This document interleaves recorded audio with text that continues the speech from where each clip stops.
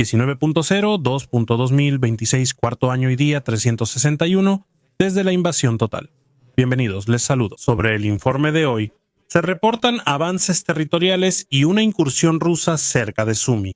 Vemos nuevamente ataques a instalaciones y refinerías petroleras. Y además, declaraciones de nuestro propagandista favorito, el ambiente de alarma en canales tecnológicos rusos y más. Manténgase atentos, suscríbase gratis si aún no lo ha hecho y escuche hoy el resumen de lo más importante del día. Fuerzas rusas avanzaron en Sumy y ocuparon Kharkivka, Omorivka, Vila Bereza y Sidorivka. Todas estas localidades se encontraban previamente en una llamada zona gris, es decir, un área sin un control realmente estable de ninguna de las partes, especialmente sin control físico, así como ocurre en la frontera. Si no conoce la situación en la frontera entre Ucrania y Rusia, escuche un momento y se la explico rápido. En la zona fronteriza donde está la frontera original, ahí no hay soldados fronterizos que realmente estén parados en la frontera y prácticamente esperando al enemigo en pequeñas trincheras. No, eso no existe. Aproximadamente de 5 a 10 kilómetros detrás de la frontera o alrededor de la frontera, ahí pueden ver todo eso como tierra de nadie. Antes, los ucranianos no podían usar armas occidentales en territorio ruso cuando los rusos atacaban. Eso significa que tuvieron que retirarse un poco de la frontera. Eso significa que los rusos pueden operar armas en una zona de 5 a 10 kilómetros, pero solo en su territorio. También sucedía muy a menudo que los rusos estaban justo en su frontera, en su lado de la frontera, dentro del alcance de la artillería de las fuerzas ucranianas. No podían hacer mucho, ya que no se les permitía atacar allí con armas occidentales. Por eso, como dije, existe una determinada zona de amortiguamiento que sirve para que los rusos, en primer lugar, no puedan reconocer mejor a las unidades ucranianas. Y por otro lado, esa es también la zona de acción en caso de que los rusos ataquen. Y precisamente esa es la que ahora han cruzado y han logrado conquistar localidades mucho más pequeñas. Se trata entonces de pueblos abandonados cerca de la frontera nacional. Las Fuerzas Armadas ucranianas ya han confirmado la incursión rusa y también han anunciado que reforzarán ese sector. Eso muestra que toman en serio el avance, aunque el terreno parezca insignificante al inicio. Según estimaciones actuales, la superficie que Rusia ha pasado a controlar es de aproximadamente 20 kilómetros cuadrados. En términos de superficie, no es un gran avance, de hecho, ni siquiera es un avance. Lo que es decisivo militarmente es más bien el aspecto simbólico y táctico. Rusia aumenta la presión al norte y obliga a Ucrania a desplegar fuerzas en otro eje. Los ucranianos también han respondido así. Este tipo de avances cumplen varios propósitos. Primero, generan incertidumbre en la zona fronteriza. Segundo, obligan al enemigo a redistribuir sus reservas. Y tercero, ponen a prueba los tiempos de reacción y la estructura defensiva. Como los pueblos son pequeños y poco fortificados, la zona es apta para operaciones rápidas y limitadas. Falta ver si surge un foco de ataque mayor. De hecho, lo dudo. Más bien parece una expansión táctica de la línea de contacto que el inicio de algo mayor. Por como se ve actualmente, es el batallón 33 de fusileros motorizados ruso, lidera el ataque en este sector contra un batallón voluntario ucraniano. Lo clave será si Rusia refuerza la zona o solo obtiene una ganancia territorial simbólica. Fuerzas ucranianas informaron que alcanzaron un helicóptero ruso K-27 en Crimea ocupada. El helicóptero K-27 es un helicóptero naval de la Marina rusa. Se utiliza principalmente para la caza de submarinos, el reconocimiento marítimo y la coordinación de operaciones navales. Estas aeronaves son clave para la flota del Mar Negro, ya que complementan los barcos y amplían sus sensores. Pero también pueden combatir los drones de superficie ucranianos, que en su momento alejaron a la flota del Mar Negro hacia puertos en el este del Mar Negro. Por eso ya casi no operan cerca de Crimea. Perder un K-27 implica más que solo un helicóptero. Debilita el reconocimiento, reduce la reacción ante amenazas en el Mar Negro y aumenta la presión sobre la presencia rusa en Crimea. Asimismo, también fue atacada una lancha de asalto BK-16 y se dice que una de ellas fue destruida cerca de Crimea. La BK-16 es una lancha de asalto multipropósito rápida y potente.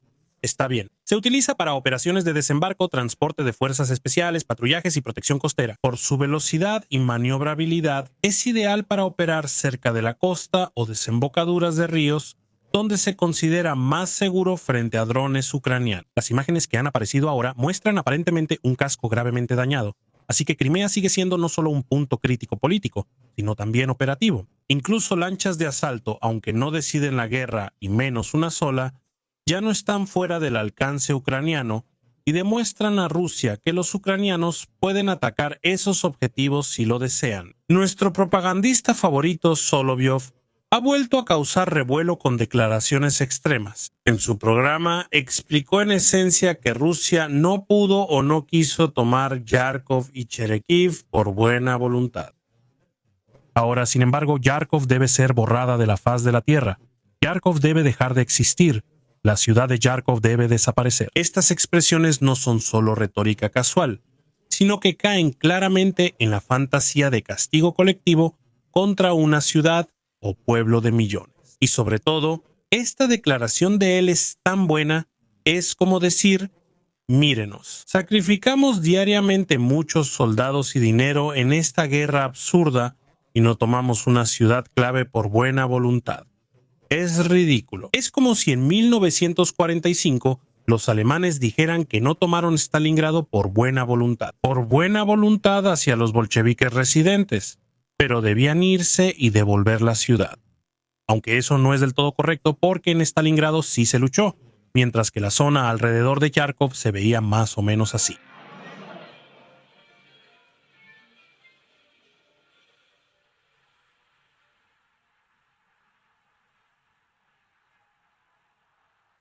¿Recuerdan? Sí, hubo una retirada rusa después de que los primeros días de su operación especial de 3 días resultaron negativos. Pero también es notable el asombro simultáneo que se escucha una y otra vez en los círculos de propaganda rusa. ¿Por qué los ucranianos odian tanto a Rusia? ¿Por qué hay tan poca disposición a la reconciliación?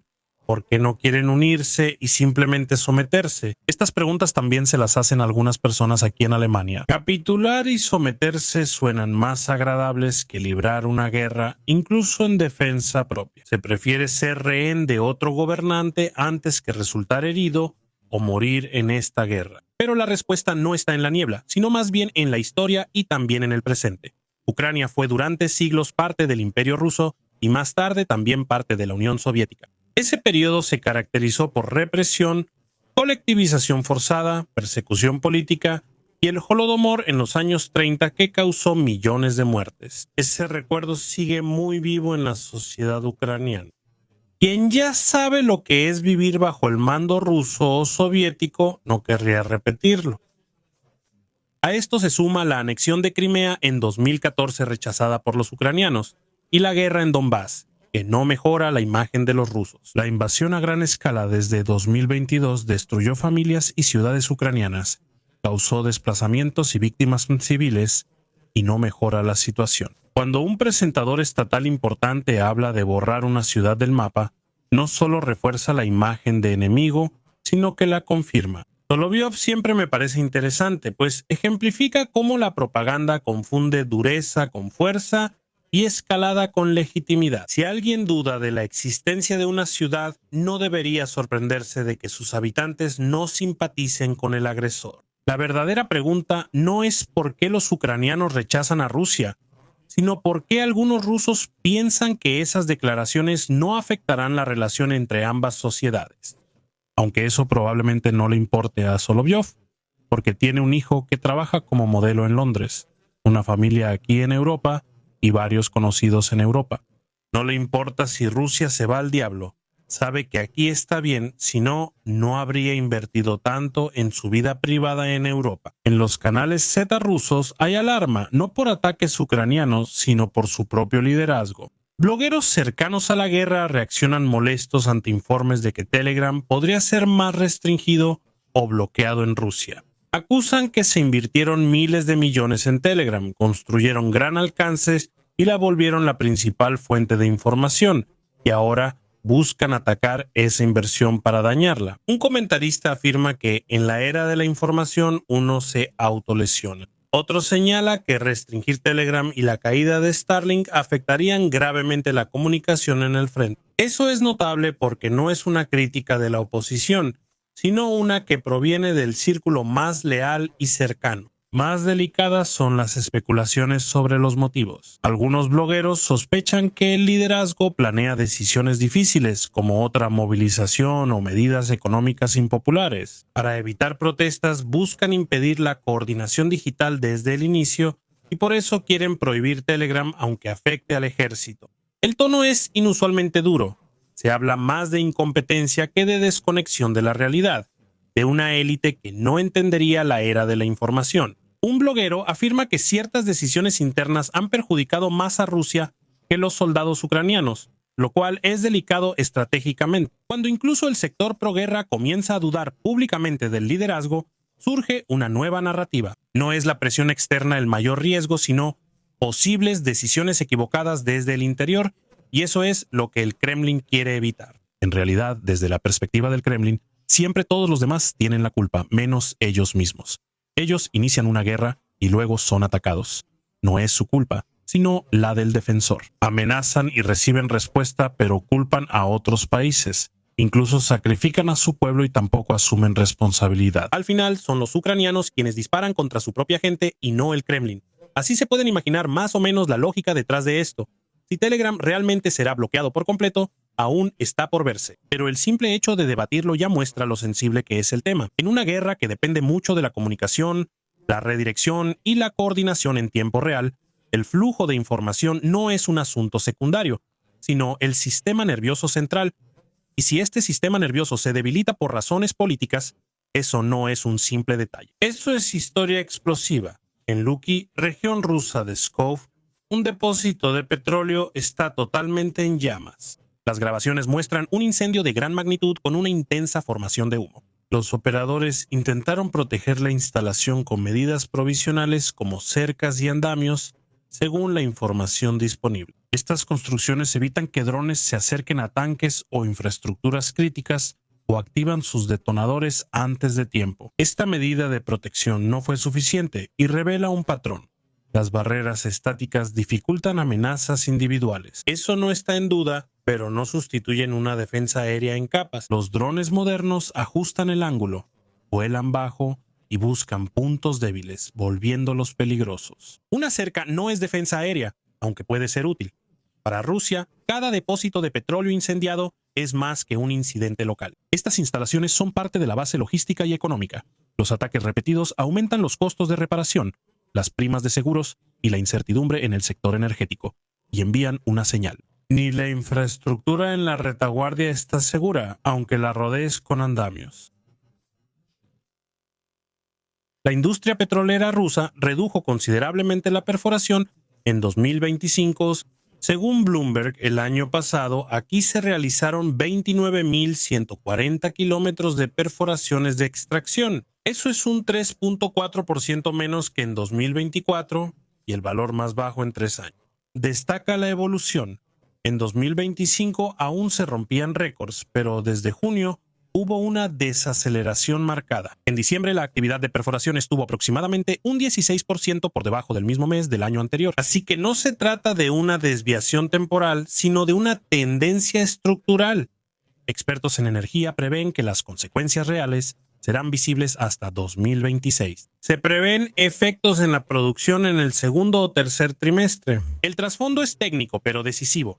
Muchos yacimientos petroleros están en declive natural, incluso sin la guerra. La producción seguirá bajando sin nuevas perforaciones y, si el ritmo cae, el margen será menor. Debido a que las perforaciones afectan la producción con un retraso temporal, el efecto no se muestra de inmediato, sino después de meses o incluso años.